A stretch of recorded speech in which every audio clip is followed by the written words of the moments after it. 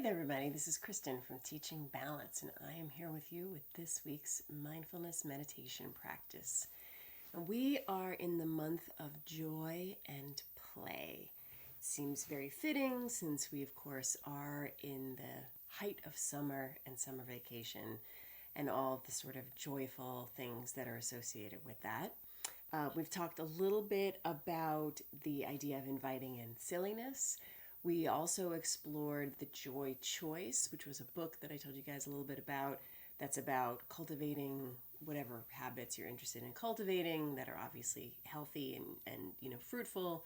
And when you hit that sort of tricky part where life gets in the way, the whole premise behind the joy choice is to choose the alternative that gives you the most joy.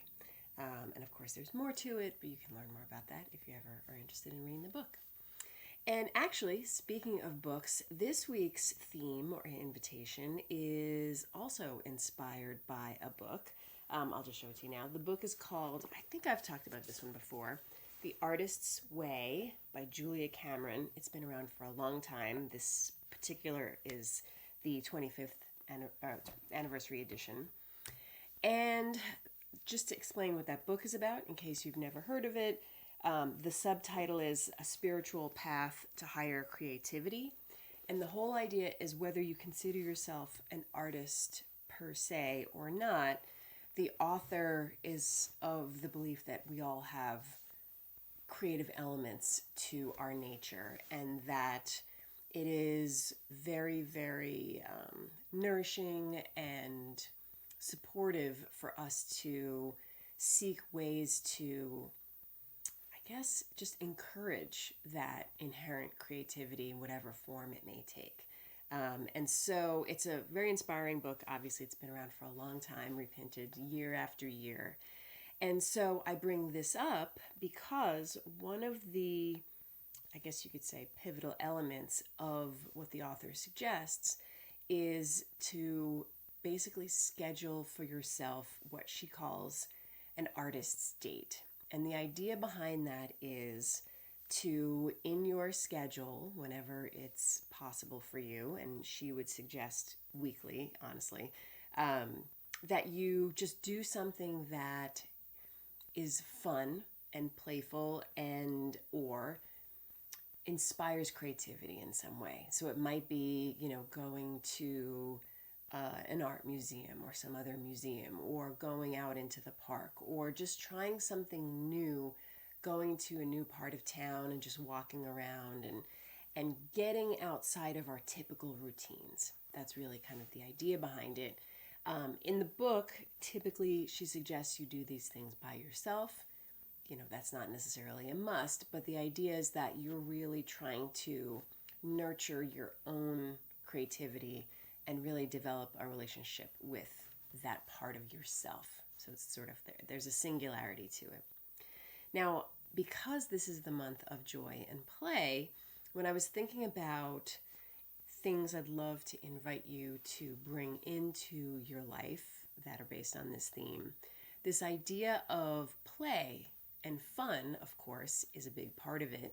And then the phrasing that I thought of, because I thought of things that I've tried to do, is this idea of the artist's date. And now if you want to just sort of like bring it over to our theme, you could think of this as an invitation to set up an adult play date.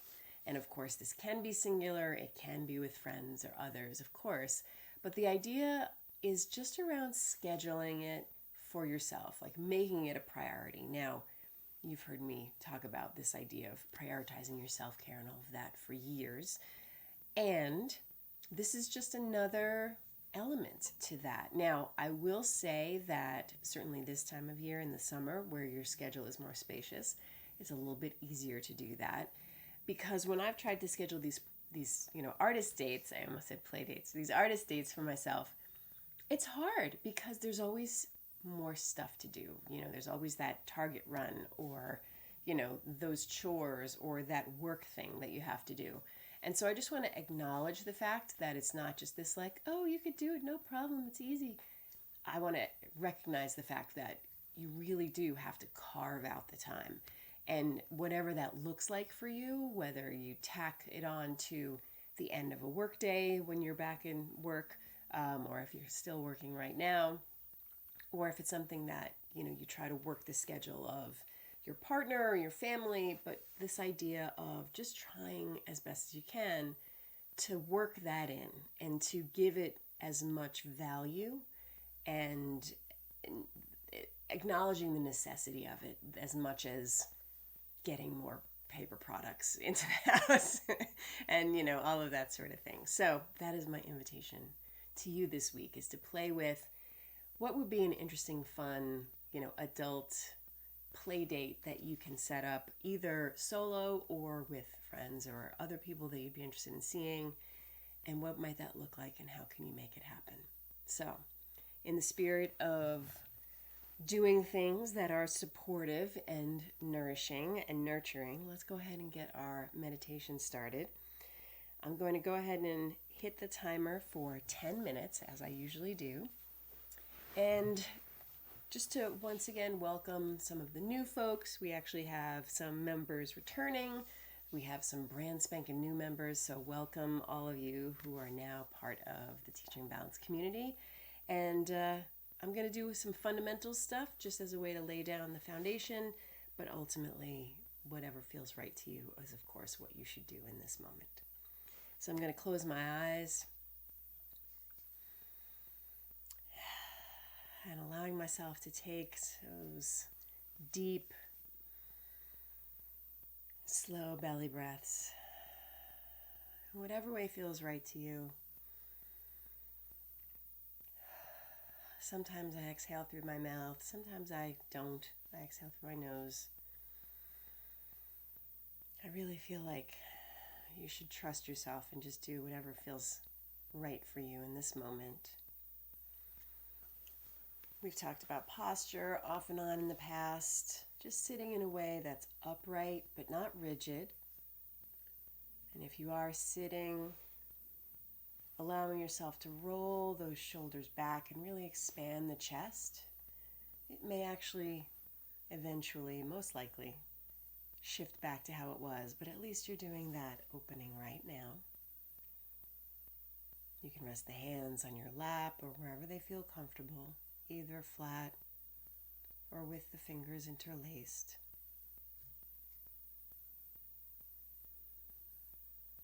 And allowing yourself just to settle and drop into your body, in particular below the chin.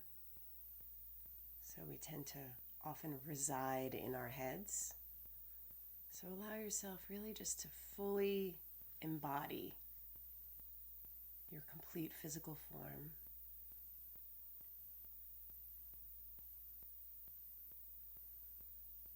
And since I'm inviting you to begin with the body, remembering that noticing sensations in the body is one of the anchors for your awareness that you can explore.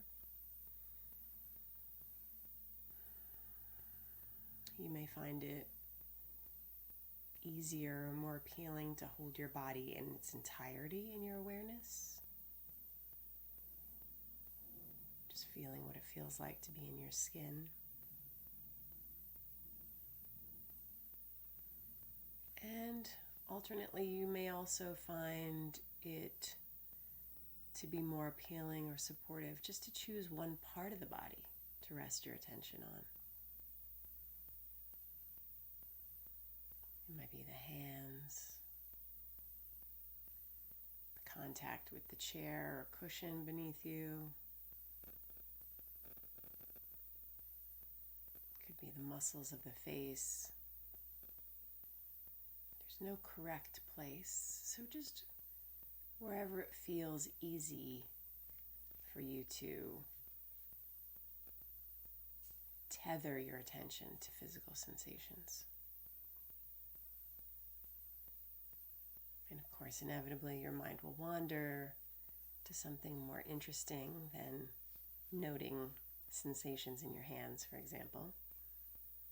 And remembering that that's just fine and that's all part of it all. The idea that your mind wouldn't wander for these 10 minutes is difficult to imagine, although of course not impossible.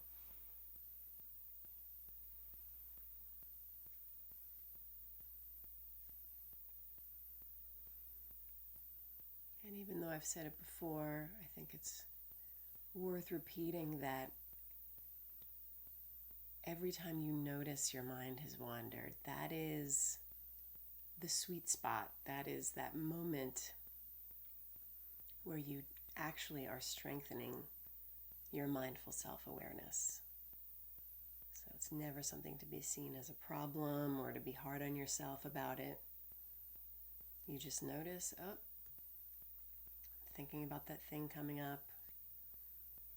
Or you just notice, oh, I'm remembering that conversation from earlier. You see it for what is. You don't have to push it away. If you like, you can even label it more specifically, like remembering or planning. You allow yourself to have clarity about it, and then you just pivot your attention back to your anchor, whatever you're resting your attention on. I've been talking about the body, but of course you can also rest your attention on the breath or sounds or just open awareness, which is from moment to moment.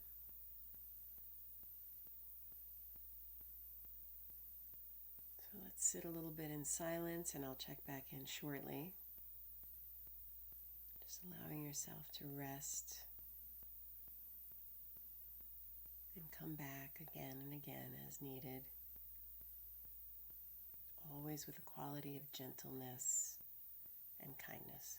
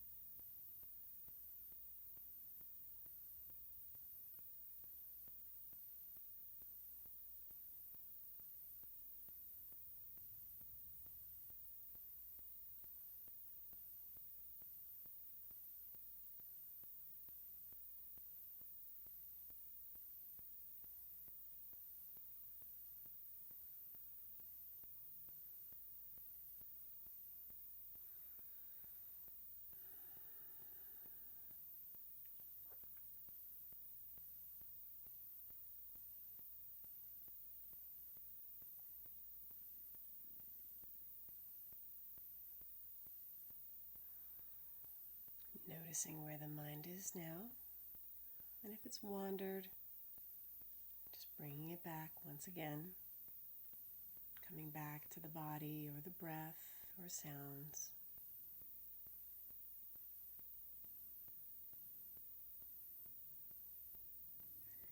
And if you care to, in the minute and a half or so that remains, I always think it's interesting to play with your effort. So consider trying about 15% less hard to hold your attention. See if that changes anything for you. So let's just mess around with that until we hear the final bell.